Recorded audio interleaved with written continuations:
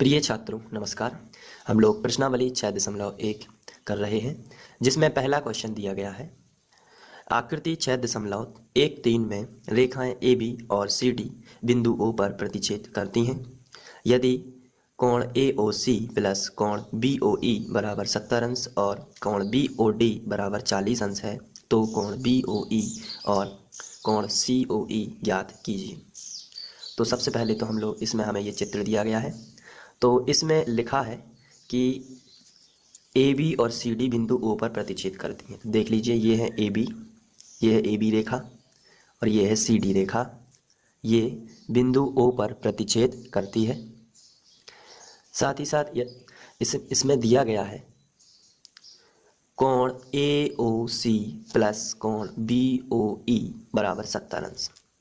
तो आपको यहाँ देखना है कोण ए ओ सी। जब भी हम कोण बताएंगे तो बीच वाला बिंदु जो होगा वो बताएगा कि किस बिंदु पर कोण बना हुआ है।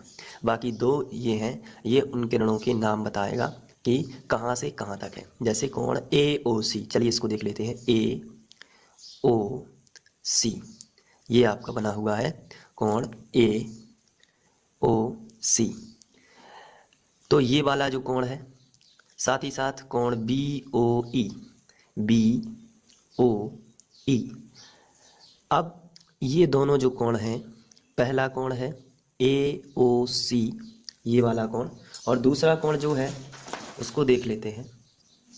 पहला कोण ए ओ सी ये वाला, दूसरा कोण है बी ओ ई ये वाला।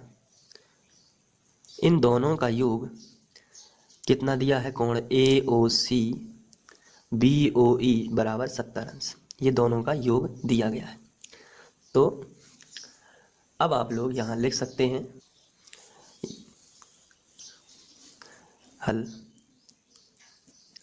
दिया है। क्या दिया गया है? कोण ए ओ सी, कोण ए ओ सी प्लस कोण बी ओ ई, कोण बी ओ ई, ये दोनों कितने के हैं? 70 अंश के। इस कोण सी ओ ई इसमें शामिल नहीं है, आपको याद रखना है। केवल दो जो मैंने कोण बनाए हुए हैं, केवल वही कितने के हैं? दोनों 70 अंश के।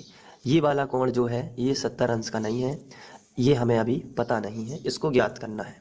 क्योंकि क्वेश्चन में लिखा है कि सी ओ ई ज्ञात कीजिए, प्रतिवर्ती सी ओ ई ज्ञात करना है हमें। तो आगे जाके आपको पता चलेगा कि प्रतिवर्ती किस प्रकार निकालना है। दो मान दिए हुए हैं, तो सबसे पहले हमने लिख लिया है, और साथ ही साथ हमें दिया गया है बी ओ डी बराबर 40 अंश।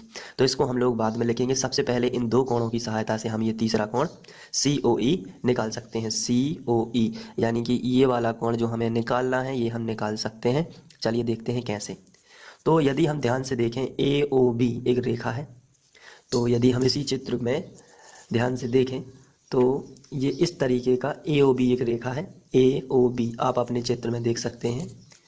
ए ओ बी एक रेखा है, जिसको मैं यहाँ आपको अलग से बता रहा हूँ। इस चित्र में आप देखिए ए ओ बी एक रेखा है, ए ओ बी।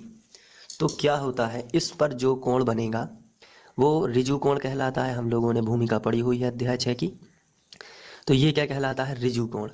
और ऋजु कोण कितने अंश का होता है? 180 अंश। तो ये तो आपको मालूम है कि ऋजु कोण 180 अंश का होता है, यानी कि कोण ए ओ बी 180 तो पहले से ही हमें पता है।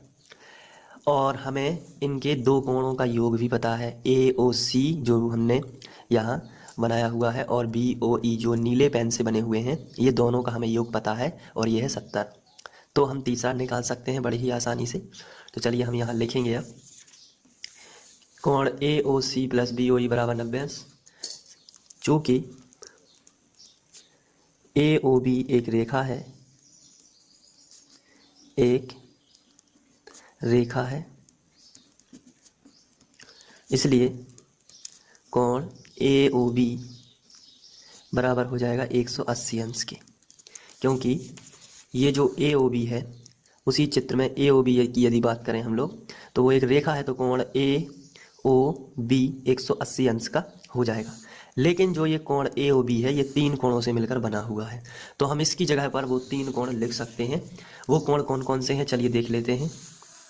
पहला कोण तो ये है, दूसरा कोण ये है और तीसरा कोण ये है। तो यदि हम इसको ध्यान से देखें तो यहाँ हमारा सी बिंदु है, यहाँ हमारा ई बिंदु है, तो हम तीनों कोणों को लिखते हैं। सर्वप्रथम शुरू करते हैं ए ओ सी। तो ए ओ बी जो पूरा है, ए ओ बी ये वाला पूरा कोण है ए ओ बी 180, इस ये 3 टुकड़ों में बटा हुआ है, पहला टुकड़ा, दूसरा टुकड़ा, तीसरा टुकड़ा। तो चलिए प्रत्येक टुकड़े को लिखते हैं। कोण ए ओ सी प्लस कोण सी ओ ई, कोण सी ओ ई प्लस ई ओ बी, कोण ई ओ बी, या आप इसको बी ओ ई भी लिख सकते हैं। बी ओ ई क्योंकि क्वेश्चन में लिखा हुआ है, तो बी ओ ई, यहाँ से बी ओ ई। चाहे आप ई ओ बी लिख दें, चाहे आप बी ओ ई लिख दें, दोनों ही एक है। बराबर में आएगा 180, ये जो कहते हो 180 अंश। अब इसके बाद हमें ए ओ सी, कोण ए ओ सी ये वाला और बी ओ ई ये वाला, इन दोनों की जगह पर हम क्या लिख सकते हैं 70 अंश।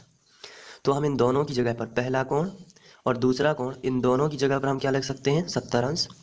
तो चलिए इन दोनों की जगह पर हम लिख लेंगे 70। तो यहाँ हम लिख देते हैं 70 प्लस कोण सी ओ ई बराबर में आ जाएगा 180 अंश। धन का 70 है, ये इस तरफ आ जाएगा 70 अंश। तो चलिए पक्षांतर कर देते हैं। कोण सी ओ ई बराबर 180 माइनस 70 अंश, 180 अंश माइनस 70 अंश। तो जब आप इसको घटाएंगे तो कोण सी ओ ई बराबर आ जाएगा 110 अंश। अब चूंकि 110 अंश आया है, लेकिन हमें कोण सी ओ ई नहीं चाहिए, हमें चाहिए प्रतिवर्ती सी ओ ई। तो आप यहाँ हेडिंग लिखेंगे प्रतिवर्ती कोण सी ओ ई। तो प्रतिवर्ती निकालना बेहद ही आसान है। आप जो आपको मान प्राप्त हुआ है वो 360 में से घटा दीजिए। तो 360 अंश माइनस 110 अंश, तो ये आ जाएगा आपका 250 अंश। यही कहलाता है प्रतिवर्ती। प्रतिवर्ती कोण निकालने के लिए सामान्य कोण में से आप 360 में से घटा दीजिए सामान्य कोण, तो वो प्रतिवर्ती कोण आ जाता है। तो ये तो आ गया आपका सी ओ ई जो आया है 250 डिग्री। अब आपको ध्यान से देखना है कि आपका जो चित्र था, मैं यहीं आपको बता देता हूँ। ये जो आपको चित्र दिया गया था, इसमें इन दोनों का योग तो 70 था, जिससे आपने 180 लगा के ए ओ बी एक रेखा का फॉर्मूला लगा के इसे ज्ञात कर लिया। और ये तो आया था 110 अंश, ये आया था 110 अंश। अब आपको क्या करना है, ये 110 है, ये 70 है, टोटल 180 तो होगा ही। अब ये वाला कोण बी ओ डी आपको दिया गया है क्वेश्चन में, जो कि है 40 अंश। मैं आपको क्वेश्चन दिखा देता हूँ, उसमें आपको दिया गया है। ये है कोण बी ओ डी बराबर 40 अंश। तो मैंने यहाँ पे लिख लिया बी ओ डी बराबर 40 अंश। तो ये 40 है, तो शीर्षाभिमुख जो कोण होते हैं उस हिसाब से ये भी 40 होना चाहिए, क्योंकि जब दो रेखाएं आपस में प्रतिच्छेद करती हैं तो उनके आमने सामने के कोण बराबर होते हैं, उन्हें हम शीर्षाभिमुख कोण बोलते हैं। तो ये शीर्षाभिमुख कोण है, तो ये 40 का हो गया। अब हमें बी ओ ई ज्ञात करना है। हमारा क्वेश्चन कह रहा है कि कोण बी ओ ई जो है उसको आपको ज्ञात करना है। तो बी ओ ई ज्ञात करने के लिए आपको यहाँ ध्यान से देखना है, ये 40 है, ये 110 है, और टोटल कितना होता है ये मैं पहले ही बता चुका हूँ। टोटल कितना होता है, आंसर है टोटल तो 180 होता है। जब टोटल 180 होता है और दो कोण हमें पता है, तीसरा तो हमें अपने आप ही मालूम पड़ जाएगा। तो चलिए इसको हम लिख लेते हैं। तो यहाँ पे जाके हम लोग इसको लिख लेंगे। चूँकि कौन सा कोण है, बी ओ डी 40 अंश है, चूँकि कोण बी ओ डी बराबर 40 अंश है, तो सी ए ओ सी भी कितना हो जाएगा 40। इसलिए कोण ए ओ सी बराबर 40 अंश। कैसे हो गया आप यहाँ लिख सकते हो, शीर्षाभिमुख कोण है इस तरीके से, शीर्षाभिमुख कोण है। अब यहाँ ध्यान से देखना है, ए ओ सी हो गया 40 का।